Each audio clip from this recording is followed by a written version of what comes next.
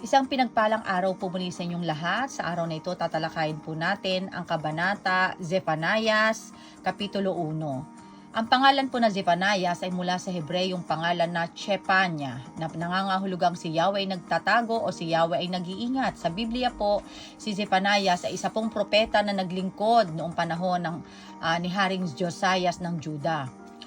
Sa kabanatang pong ito naglalaman na may kapahayagan po si Yahweh sa pamamagitan po ni Propeta Zephanias na ang pangunahing tema ng kabanatang ito na darating ang araw ng paghatol ni Yahweh.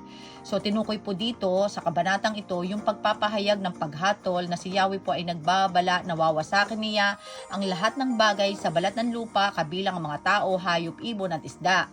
Tinukoy din dito yung napaparusahan ng mga mamayan ng Juda at Jerusalem at paparusahan din sa kanilang naging pagsamba sa mga Diyos-Diyosan at pagtalikod sa Panginoon. So dito tinukoy din po rito yung pagdating yung araw ni Yahweh na yung araw ng paghatol na inilalarawan bilang isang araw ng puot, galit talaga ng Panginoon dahil sa kanilang ginawang kasalanan. At ito ay magsisilbing araw ng kadiliman, pagkawasak at dalamhati. Sa aklat na ito ay naglalaman po ng mga babala tungkol sa darating na araw ng paghatol ni Yahweh at syempre meron din pong mga pangako ng kaligtasan para sa mga tapat na naniniwala sa Panginoon na ito yung mga taong nananatili sa Kanya. So rito, ang aking pong pamamagatan ko po ito ng hanggat may pagkakataon. Sa verse 2 and 3, sabi nga po rito, wawasakin ko ang lahat ng bagay sa balat ng lupa, sabi ni Yahweh. Pupuksain ko ang lahat ng tao at hayop, papatayin ko ang mga ibon sa himpapawid at ang mga isda sa dagat, ibabagsak ko ang mga masasama, lilipulin ko ang sangkatauhan sa balat ng lupa, sabi ni Yahweh. Ito yung po yung pinahayag ng Panginoon na mensahe sa mga taga-Juda at Jerusalem dahil sa kanilang pong matinding kasalanan. Hindi nila kinilala ang Diyos, kahit ilang beses silang binigyan ng babala, hindi sila nakinig at binaliwala nila ang Panginoon na sumamba pa rin sila sa Diyos-Diyosan. So sa kapanahunan natin ngayon, maraming mga paalala, babala ang ipinapahayag ng Diyos sa pamamagitan ng kanyang mga lingkod at marami tayong makikita at mababasa sa social media na mapapakinggan din po natin at ito po ay halos sa buong mundo ay maririnig ng lahat ng taong panawagan ng Diyos at nakikita natin kung ano yung mga nangyayari sa iba't ibang dako ng mundo, yung mga matitinding karanasan na kanilang sa sitwasyon na meron sila, katulad ng may mga gwera, bagyo, lindol at marami pong mga namamatay na sa isang iglap lamang ay nawawala ang lahat ng kanilang mga pinaghirapan o yung kanilang mga matagal ng pinagtrabahuhan na isang iglap lamang na kanilang mga halimbawa malalaking bahay o sasakyan o anuman pang mga mamahaling mga gamit ay isang iglap lamang na nawawala dahil kapag ang Panginoon ang kumilos talagang lahat pwedeng isang iglap ay maglaho. So, hanggat may pagkakataon na tayo ay buhay, ano po yung mga dapat nating gawin? Maging reflection dapat natin ito na tayo ay, ano ba yung dapat nating gawin sa pagkakataong binibigay sa atin ng Panginoon? Una, kilalanin ang Diyos ng buong puso. Ang salitang kilalanin ang Diyos ng buong puso, ito po'y nangangahulugang ibigin at sundin ng Diyos na may buong katapatan, dedikasyon at walang pag-aalinlangan. Tinutukoy nga po at mababasa natin sa Mateo 22:37 hanggang 39 kung saan sinabi po ng Panginoong Hesus na ang pinakamahalagang utos ay ibigin ang Diyos ng buong puso, kaluluwa at pag-iisip. Ang pagkakilala sa Diyos ng buong puso ay nangangahulugang dapat meron po tayong pinapakitang pagmamahal sa Diyos.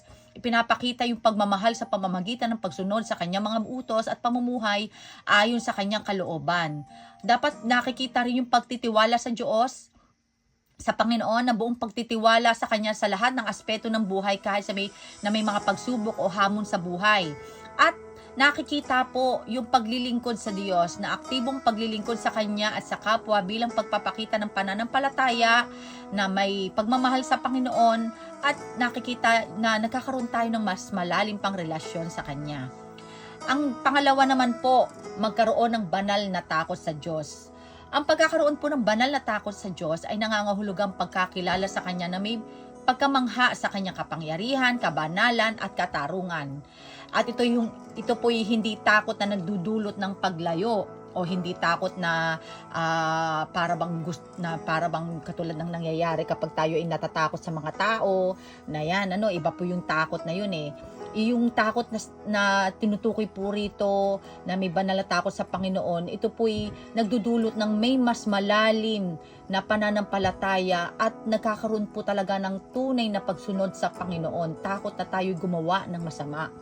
So, dito, ang pagkakaroon po ng banal na pagkatakot sa Diyos, dapat meron pong paggalang at pagpapakumbaba. Dahil ang pagkakilala na ang Diyos ay makapangyarihan at banal, ay tayo po ay dapat nagpapakita ng pagpapakumbaba sa kanyang harapan at nakikita po sa ating pamumuhay. Na meron din po tayong pagsunod sa kanyang mga utos, dahil ang takot po sa Diyos ay nag-uudyok sa atin na sundin ang kanyang mga utos at namumuhay tayo ayon sa kanyang kalooban. Ang may banal na pagkatakot sa Diyos ay may pag-iwas sa kasalanan. Ito po ay magdudulot ng pag-iwas sa mga bagay na hindi kalugod-lugod sa Diyos, pag-iwas sa kasalanan, dahil ito po yung magiging dahilan na pagkalayo natin sa Panginoon. Alam natin na ang Diyos maawain at mapagmahal. At tayo po ay maaaring lumapit sa Kanya ng may pagtitiwala.